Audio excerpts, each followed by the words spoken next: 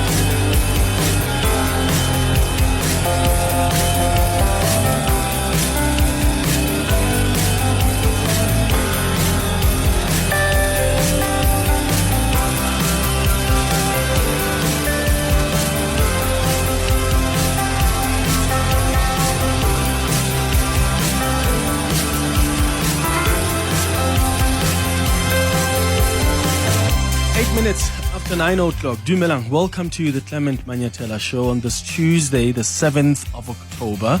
It's wonderful to have you with us here on 702. I hope you're good this morning.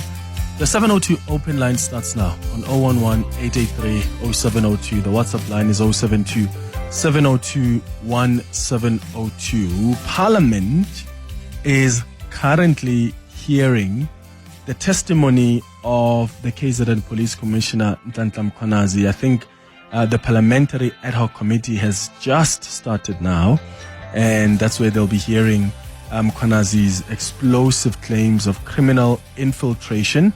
It's beginning today. I think on Thursday they're scheduled to hear from the National Police Commissioner, Fanima Semola. My hope for this parliamentary inquiry is that there will be more probing than what we've seen at the Madlanga Commission.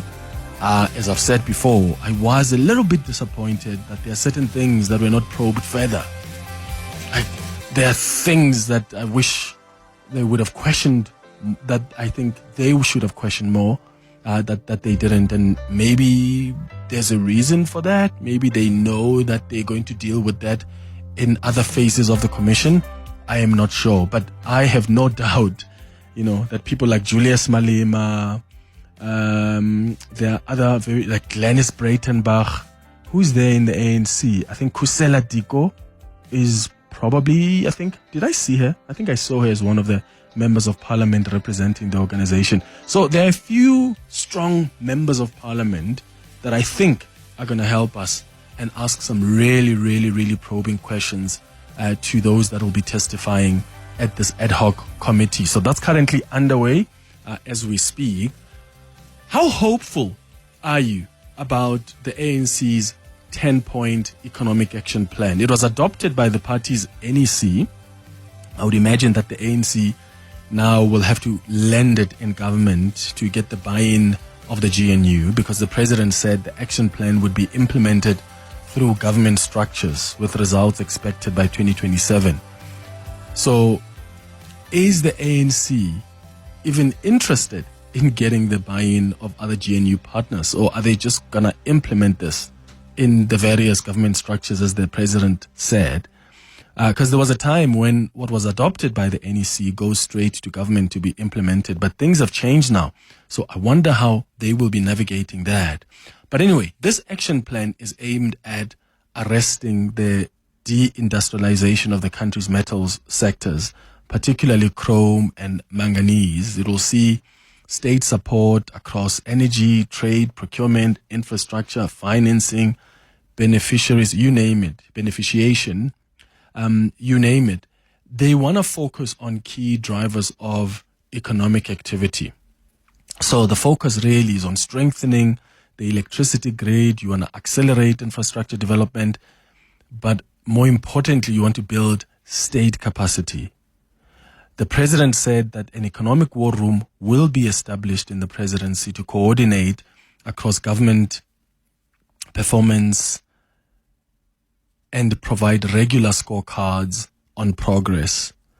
The question I have, though, is how different is this plan from the previous economic action plans that the president has announced. In fact, how different is this from Operation Vulindlela, which is concentrated in the private office of the president? Remember, in his State of the Nation address this year, the president announced that the second phase of Operation Vulindlela will focus on reforming the local government system and improving service delivery. But it was first announced, this Operation Vulindlela, I think it was 2021? No, 2020, I think.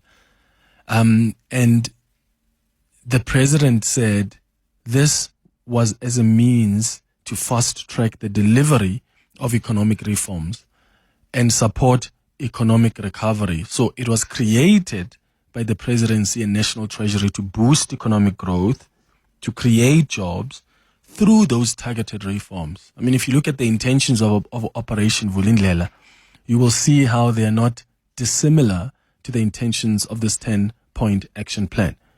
It's not different, and it includes work of Operation Vulindlela. In fact, I think it's more an all-encompassing document, but nothing new. What it does is bring together all the elements, such as OV, industrial policy, employment, education, crime, and building state capacity, all in this one document.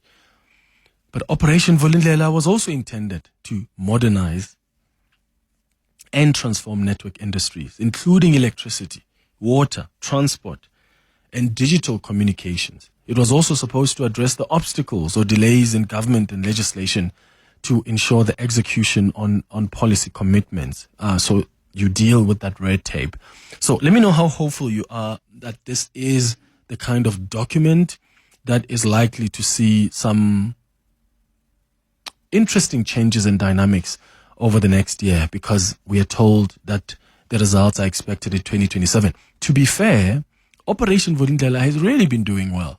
I've often spoken to Rudy Dix, who is the lead or project management lead, whatever the term is, in the private office of the president. So this is someone who is in Operation Vulindlela. They've done a lot of work. Before we even started seeing these improvements at ESCOM, that work was ongoing behind the scenes. So that's the kind of impact we've seen from Operation Vulindlela, where they're pushing for these reforms and they're trying to make it as easy as it is to do business and for these reforms to be implemented. You look at what's happening at Transnet, bringing in the private sector, trying to fasten the processes. Operation Vulindlela has been quite instrumental in that. We've often brought in Rudy Dix to come give us an update over the years. How hopeful are you in this 10-point action plan? Do you think it's just politically convenient because the ANC wants to be able to say, well, we do have a plan, we announced it? And how do they even manage it when they go to the government of national unity? Because the ANC is no longer the party in charge. It's in charge together with other organizations. So are they just taking this to government and implement it? Or are they interested in getting the buy-in of other partners of the GNU? Give me a call on 011-883-0702. You can send me a WhatsApp voice note on 072-702-1702. Clement Manyathela, streaming on the Prime Media Plus app. DSTV channel 856, 92.7 and 106 FM. Thanks, Clement. Good morning to you. This is Lindiwe. Action plan should have been instituted in at least 1995. That was when action plan should have been instituted. And from there, we talk about progression. Number two, why now the ad hoc committee? Well, is the Madlanga Commission of Inquiry not enough? Because all we are awaiting are recommendations and consequence management. Thank you. Yeah, remember we once had a conversation about what should take precedence between the parliamentary inquiry and the Madlanga Commission. And that's not to say both are unnecessary or both can't coexist, parallel to each other. But we were talking in terms of consequence management, and I made a case to you that I think the parliamentary inquiry, probably for me, takes precedence because you stand better chances of ensuring accountability through that structure in Parliament than with the Madlanga Commission, because all they're going to do is say to the President, here are the recommendations. even though I must say, I'm excited by the fact that the report is not only going to be sent to the president, it will be sent to the Chief Justice. That report will be sent to Parliament as well. So that for me increases the chances of accountability. But with Parliament, they are constitutionally obligated to hold the executive accountable. So the decisions that Parliament takes have to be rational. So if Parliament, for instance, there's a report that comes out and questions the Minister of Police, Senzo Mchunu, but the ANC somehow protects him, or the GNU, then there can be a case in court that challenges the decision of Parliament not to act against, for instance, Senzo Mchunu. I'm just using him as an example.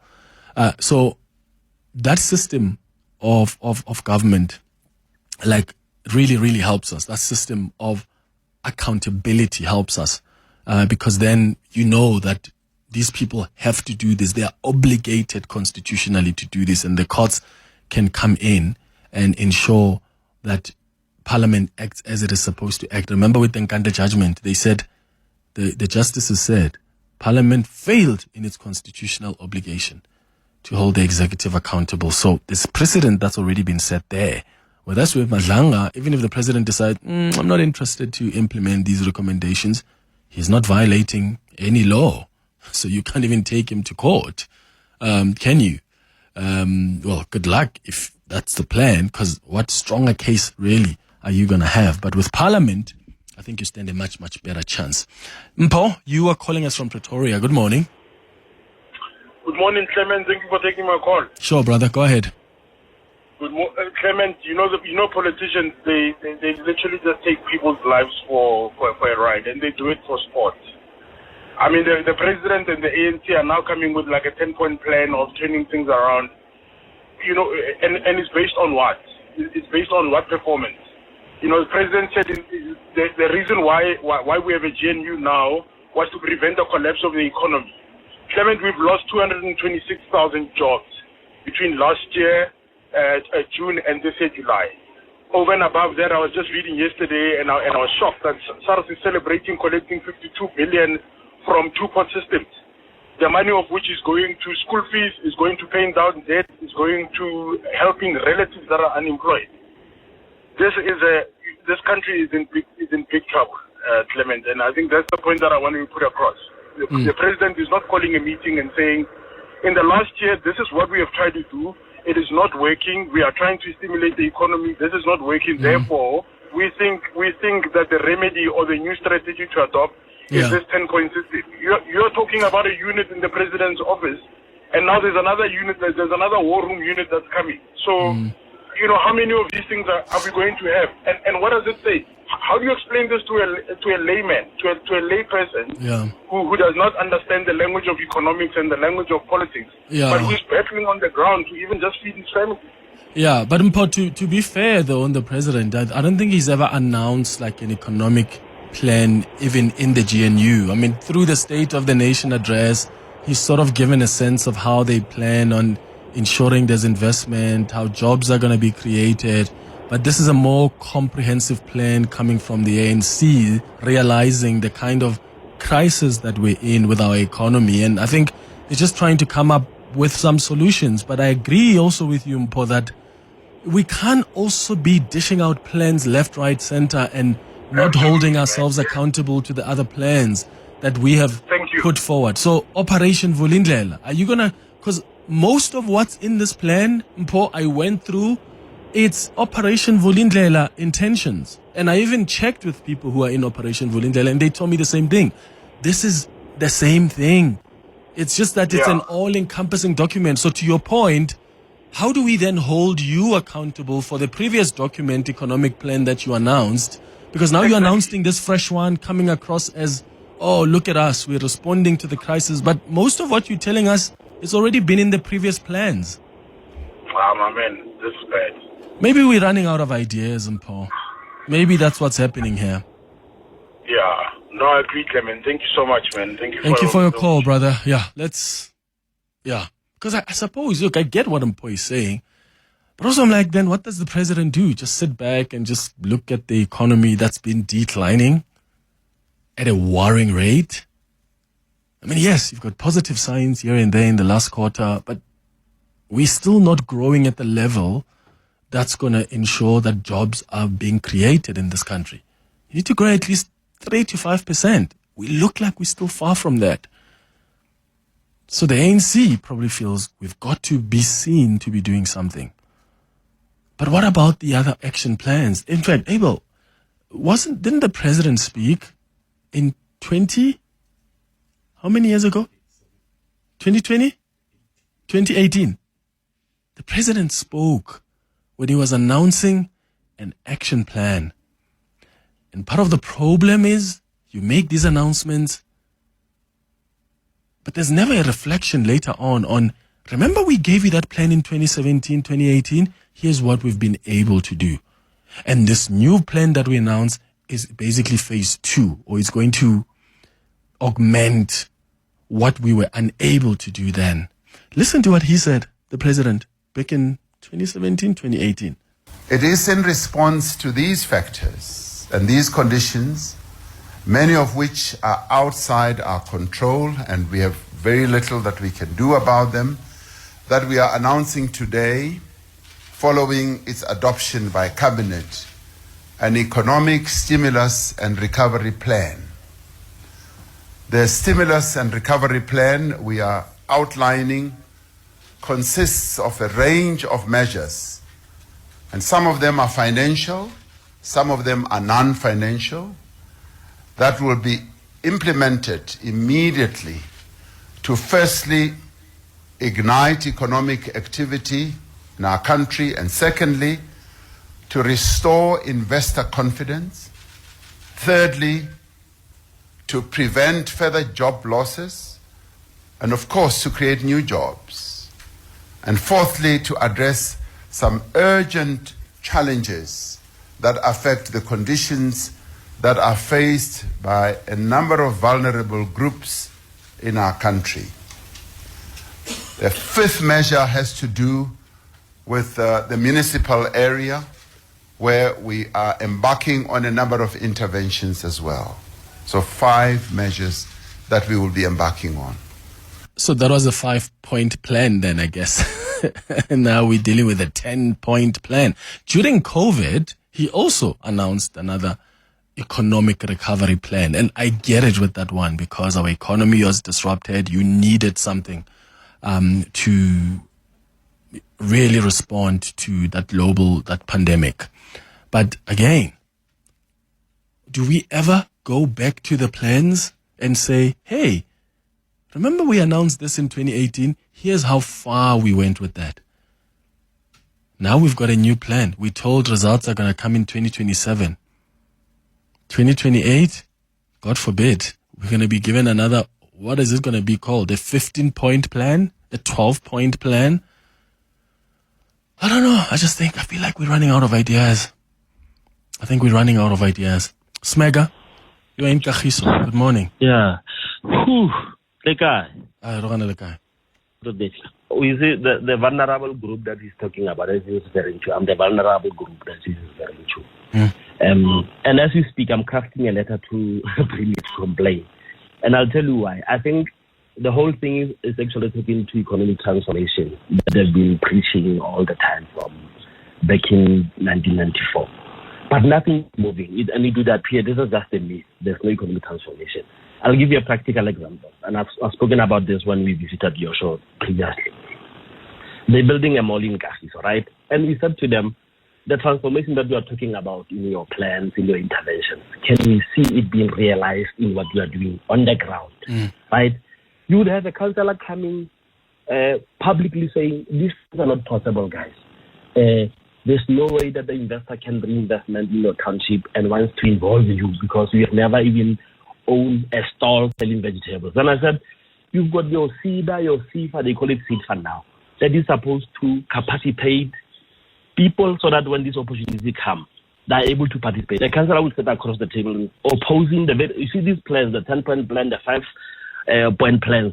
You will have a councillor sitting across the table telling you that this is not possible, it's not going to happen. They would even come to our meetings, the meetings that we would call as a community, to say, we would want to have equity in the mall.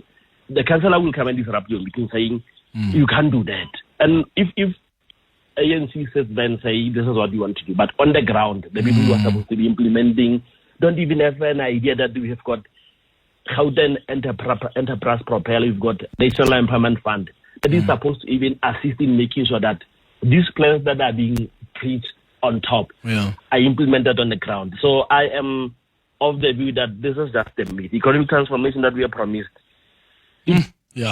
Smeg, I hope that's not the case. Also, they had that Councillor Zimbizo, whatever they called it, and maybe that's where they should have announced this plan too, so that the councillors also understand what's expected of them. Langa, you are in Johannesburg. Good morning. Morning, Clement. Sure, go ahead. Yeah. Look, two things. Look, I'm not so optimistic with your parliamentary thing. Remember, those people you're mentioning, they are all implicated in scandals. I mean, DICO, that PPE thing that we don't know what happened to it. It was her husband. Well, yeah, but she had to resign. She was in the president's office. But she wasn't found guilty of anything, right? I understand. But look, number after the president promised that, look, there will be no corruption around the PPE, that solidarity fund. Number two, Julius Malema, there are all these murmurings about his involvement with the tobacco cartels, illegal tobacco cartels, So I'm not so. And then there was, is it Kolabana also? These are all MPs that Mkhwanazi is directly fingering. Now, we have got this issue where in South Africa, we expect members of parliament that are making our laws, to really in some way strengthen or interrogate themselves and really put themselves on the trial. Number two, with regards to the president, I think the president detached from his cabinet. When he's busy doing all these plans and within in his office, the presidency, where are the ministers? What is happening in social development? What is happening in health? What is happening in education? He's a man of plans, but little action. There may be some improvement maybe at the port, but, to the ordinary man on the street, Clement, I still have to worry about my safety. I still have to worry when I go to a public hospital. I worry about my kids who are in a government hospital, government schools. The kids can't write. They can't. So the chief executive officer, country and government, is checked out. Checked out. All right. Yeah, Langa. Let's see what the other listeners think. Thank you so much for your contribution. It's 9:32. Your voice. Your station. Your open line. Walk the talk with Clement Manyathela. On 702. 22 minutes before 10 o'clock. Just a quick update from Parliament. This ad hoc committee that's supposed to hear from the KZN police commissioner hasn't even started to hear his testimony. They're having a debate, or do you call it an argument or debate, about the statement that General Mkhwanazi has provided to the parliamentary committee. So there are some political parties that are unhappy with the statement because it's the same statement that he provided to the Madlanga Commission. Some are saying, well, it's a supplementary statement, so it's not really repetition.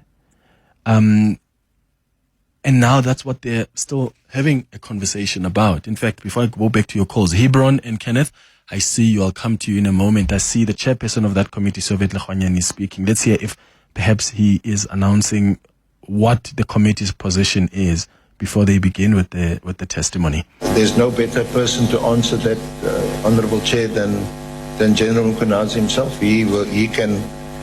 Hence, I asked you if you to administer the oath.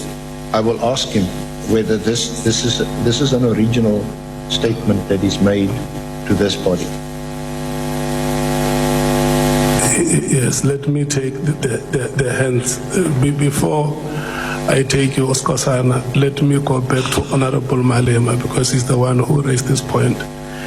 He may want to make follow-ups, and then the list will be in this order. It will be Honorable Malema, it will be Honorable Skosana, Honorable Nombalo, Honorable Ngola, and then Honorable Nwango.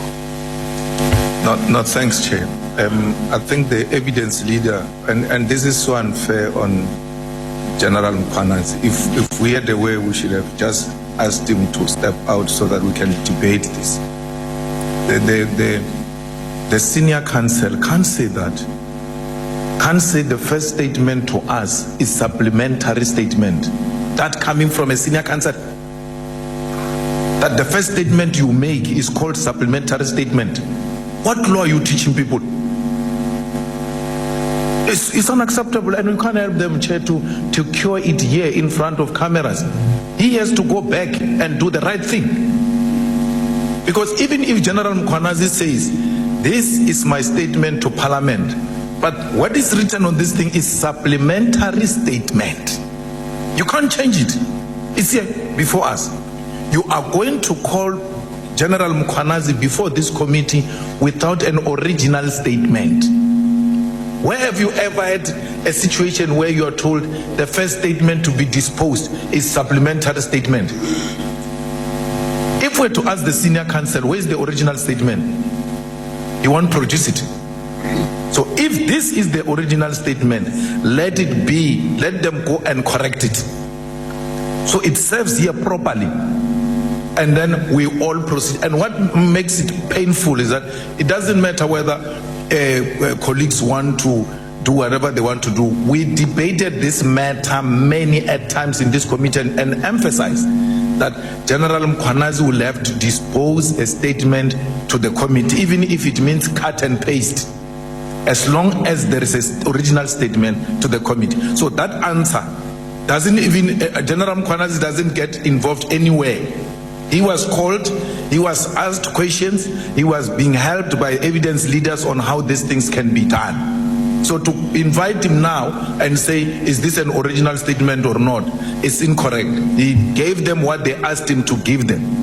If they were not satisfied, they were supposed to come back to us. Now, the legal team does exactly what we want when we appointed the legal team. That there's no legal team which is going to take decisions on behalf of this committee. Now he goes and takes a decision that a supplementary statement will be an original statement and brings it here and embarrass us in front of cameras like we are a group of people who don't know anything. He says General Mkhwanazi took an oath at Madlanga Commission. Therefore, because he took an oath at Madlanga Commission, because we do what Madlanga has done, why should he take an oath here? If that's how it works. He disposed the statement at Madlanga. His statement at Madlanga is the statement before us. We must accept that. We must also accept Madlanga's oath. He's going to take an oath twice on the same statement. On the same statement.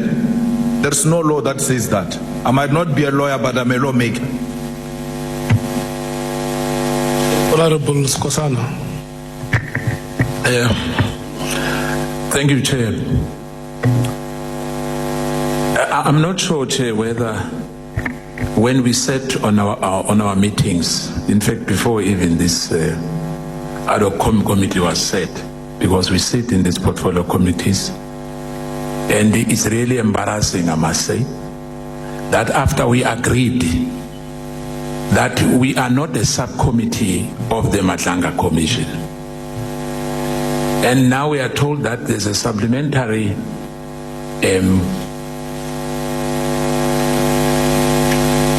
thank you, Chair. Not because you are talking to someone there. That we have to have a cut and paste is not acceptable as well. I mean, we were told that there was a consultation with the Provincial Commissioner General Mkhwanazi. We are going to be having a different view, here at the ad hoc committee. Not what we are told today by the senior counsel. And I think that I will support my colleague on that. Perhaps it would be proper that General Mkhwanazi is excused. Us as committee members discuss this matter, because really okay. I don't see this starting today. I don't. Isn't Julius Malema making a fair point, though? Huh? Isn't it fair to actually recognize that these are two separate processes. Why would you want to take a statement that was deposed at the Madlanga Commission and supplemented, quote unquote, when this is a completely independent, separate process? And Julius Malema makes a fair point that then we might as well don't let him take the oath, because he already took oath at the Madlanga Commission. Since you're happy to accept the statement that was deposed at the Madlanga Commission, albeit, supplemented here and there. These are two separate processes. And this was actually debated during the time when the terms of reference were being decided. And the fact that here we are on the day that General Mkhwanazi is supposed to give testimony, and that's still a subject of debate, is weird. What do you think, having heard what Julius Malema said? Do you think they must just accept? Because at the end of the day, yes, General Mkhwanazi is going to give them the same thing he gave the Madlanga Commission. The statement is going to be the same. But the argument Julius Malema makes is it's fine, but as long as the committee itself gets its own separate, original document. If General Mkhwanazi wants to take whatever was on the Madlanga Commission statement and paste it on what will now be the parliamentary process, and he's happy with that, sign it, let that be the original statement for this separate, independent process in Parliament. What do you think? 011-883-0702. Send your WhatsApps as well on 072-702-1702. It's 13 minutes before 10. Your voice. Your station. Your open line. Walk the talk with Clement Manyathela on 702. 10 minutes before 10 o'clock. Let's go to your calls and WhatsApps. You can call on 011-883-0702. Your WhatsApps are coming through on 072-702-1702. Good day, Clement. Good day, 702. And that's Abraham in Florida. Clement, there is no way that they can accept the Madlanga Commission statements and oaths into Parliament. Parliament is the highest decision-making body in the country. And I don't understand how they started with the Madlanga Commission and ended up with the Parliament Committee. For me, it says that they wanted to frustrate them and make sure that this thing takes longer than we expected. It is actually going to take longer than the Zondo Commission to get to the bottom of this thing, because these committee and the commission are running concurrently, and it's going to frustrate the officials. It's going to frustrate everybody who's taking part. You watch this space when at Clement. It's going to be postponed for days on end without an end in sight, and by the end of this whole commission, we will be mesmerized and lost as to what happened, just like we are doing with the Zondo Commission. Yeah, I think, it's just weird, man. It's just weird. This is a separate process, and it must be respected as such. I'll take more of your thoughts on that. Let's go to Kenneth, who's calling us from Kramerville, wants to comment on that 10-point action plan, economic action plan. Kenneth, thank you for your patience in holding. Good morning. Thanks, Clement. So my worry, Clement, around this is that it's a political survival strategy. It's got nothing to do with the people.